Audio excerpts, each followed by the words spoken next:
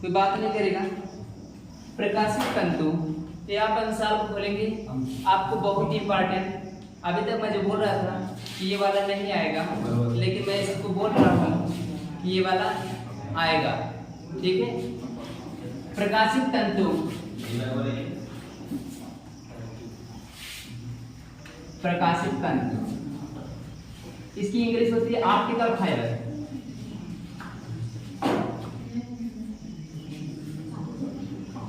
Optical fibre, यहां से प्रकाशित तंतु कहते श्रव्य तरंग तथा दृश्य तरंगों को, श्रव्य तरंग तथा दृश्य तरंगों को लंबी दूरी तक भेजने के लिए जिस प्रकाशित यंत्र का उपयोग किया जाता है उसे हम कहते हैं, उसे हम प्रकाशित तंतु कहते हैं। ठीक है, हमने क्या बोला कि श्रव्य तरंग, श्रव्य तरंग किसे कहते हैं? किसी को पता है? कक्षा 9 में श्रव्य तरंग, अश्रव्य तरंग, पराश्रव्य तरंग। श्रव्य तरंग को जो सुन सकते हैं, जिसकी आवृत्ति 20 हर्ट्ज से ऊपर और 20,000 हर्ट्ज से कम होती है, उसे हम क्या तरंग कहते हैं? श्रव्य तरंग। अश्रव्य तरंग किसे कहते हैं? 20 हर्ट्ज से जिनकी आवृत्ति कम होती है। पराश्रव्य तरंग किसे कहते हैं? जिनकी आवृत्ति 20,000 हर्ट्ज से ऊपर होती है। हर्ट्ज जान रहे हैं?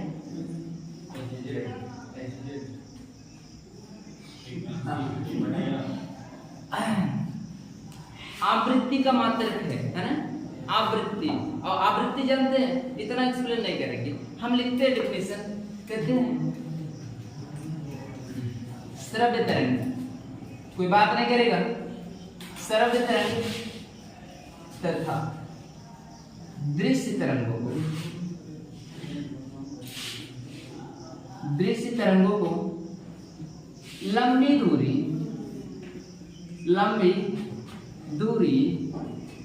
तय करने के लिए,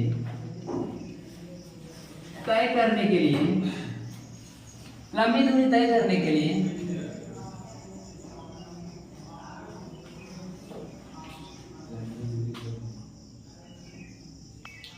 लंबी दूरी तय करने के लिए जिस प्रकाशित यंत्र का, जिस प्रकाशित यंत्र का उपयोग किया जाता है, यंत्र का उपयोग किया जाता है,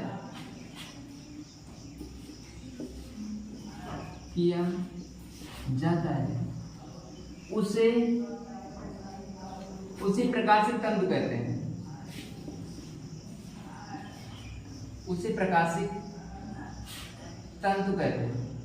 तो बोर्ड के जैसे हम लिख रहे हैं, जैसे छोटे बच्चे लिखते हैं, यह लिखेंगे नीचे से ऐसे करके लिखेंगे, यह पूर्ण आंतरिक परावर्तन की घटना पर आधारित है। यह पूर्ण आंतरिक, यह पूर्ण आंतरिक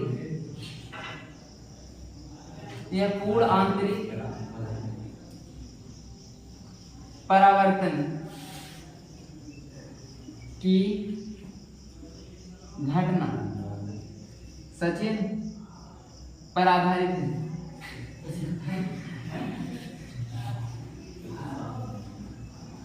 ये भनन कौन बोल रहे हैं?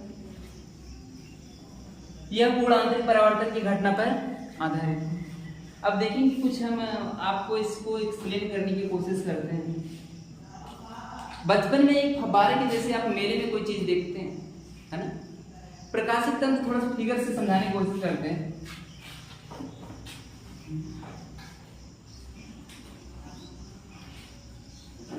ये कोई जरूरी नहीं कि इसका शेप ऐसे ही हो,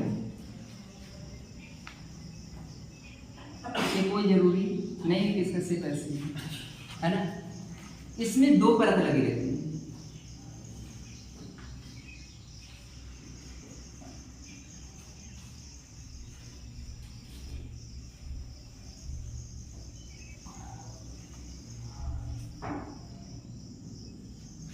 ठीक है, यहां से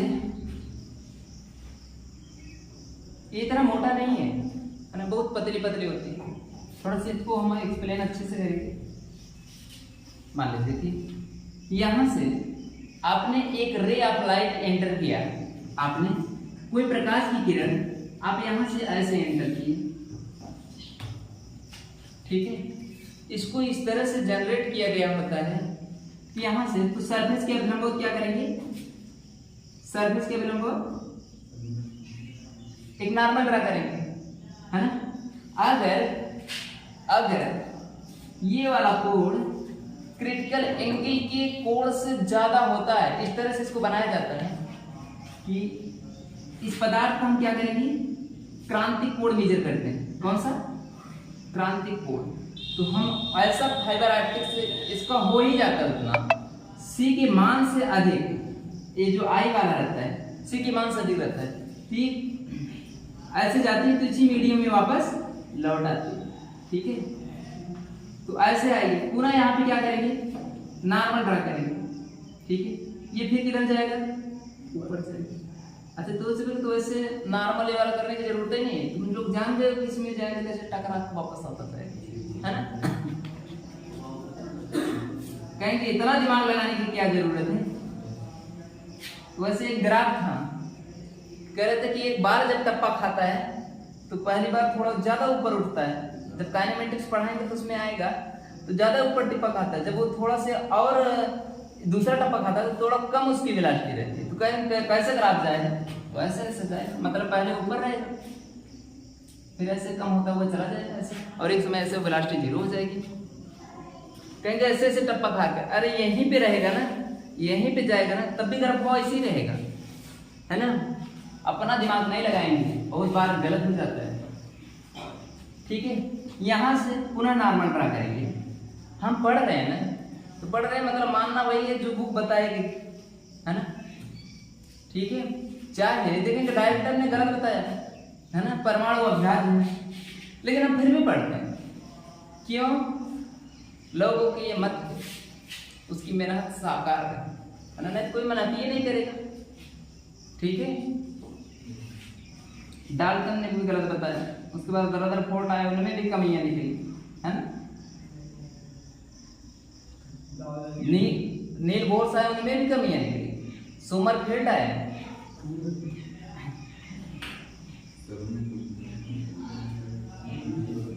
अब सोमरफेल्ड में भी कमियां निकल जाएंगी, टेंशन नहीं लेंगे।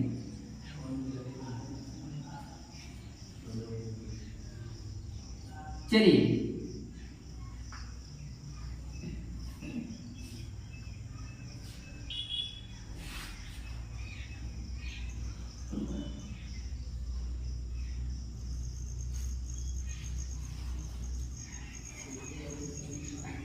जो अंदर वाली परत है, इसमें दो परत है ना, एक अंदर वाली परत है इसको हम कोर कहते हैं, एक अंदर वाली परत है इसको हम कोर कहते हैं, और जो बाहर वाली परत है इसको हम क्लैडिंग कहते हैं।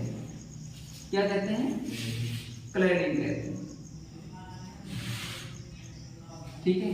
ऊपर वाली परत पर खासकर फाइबर का बना होता है और नीचे मेटल का बना होता है, और ऐसा बना होता है पूर्णांतिक परावर्तन हो सके, ठीक है।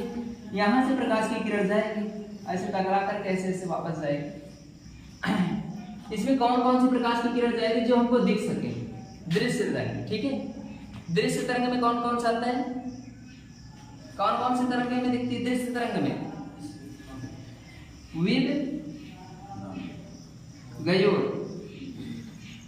विद गयोर यही सात को दिखती है, violet, indigo, brown, green, yellow, orange, red, है ना। वाइनी आप पिनाला इसे कहते वाइनी, वाइनी बी बार ब्लू, चलिए हाँ नीला है ना, violet, indigo, blue, green, yellow, orange, red, ठीक है। ये किसकी क्रम में रहती है, किसके क्रम में है, तरंग दैर्घ्य के बढ़ते हुए क्रम में, मतलब रेड की तरंग दैर्घ्य सबसे ज्यादा होगी, है ना, वायलेट की सबसे कम होगी, रेड की तरंग दैर्घ्य सबसे, आप लोग ऐसे रटते हैं ना, लाल तरंगों की तरंग लाल रंग की तरंग दैर्घ्य सबसे अधिक होती है, उसका फैलाव सबसे कम होता है, वो सब एक ही जगह रहता है, जिसके कारण रेलवे के जो सिग्नल होते हैं ना वो रेड कलर के रहते हैं, दूरिये से दिख जाता है।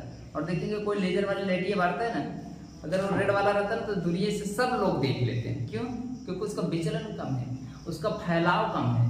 जब आप सबके सभी लोग एक ही जगह पे रहते हैं ना तो स्ट्रेंथ बढ़ जाती है ना। अच्छा, v बराबर क्या होता है? n lambda. v बराबर n लेमडा। जिनकी तरंग दैर्घ्य अधिक होगी उनकी वेलोसिटी भी अधिक होगी, है ना, लेकिन उनकी आवृत्ति कम होगी। इसको नीचे लिखा है, ठीक है। तो आप इसको देखेंगे क्या हो जाएगा, v upon n this is equal to lambda, है ना। ये जो आवृत्ति है तरंग दैर्घ्य के इनवर्सली प्रोपोर्शनल होती है। इनवर्सली मतलब उसका उल्टा होता है। खासकर हम आपको बताने की कोशिश करते हैं, यहाँ से एक रे ऑफ लाइट एंटर करते हैं। कौन सी रे ऑफ लाइट? दृश्य या श्रव्य तरंग। जैसे मान लीजिए कि बेटा यहाँ से